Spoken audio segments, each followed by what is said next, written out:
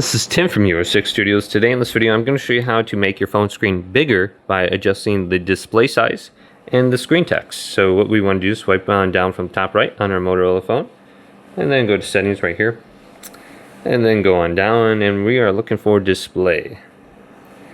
Then we have display and text size right here.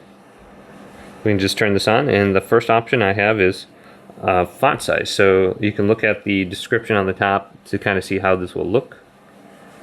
And then usually I like it maybe right there, right in the middle. Actually, let's go a little bit bigger. Then we got the display size. So I think I like it right in the middle. I got bold text turned on also, so it's a little bit easier to read. High contrast text. So high contrast might be okay too. I can see a little bit better. But look at this as an option on your Motorola phone. Hopefully this video did indeed help you out. If it did, leave it a big thumbs up and subscribe to my channel down below.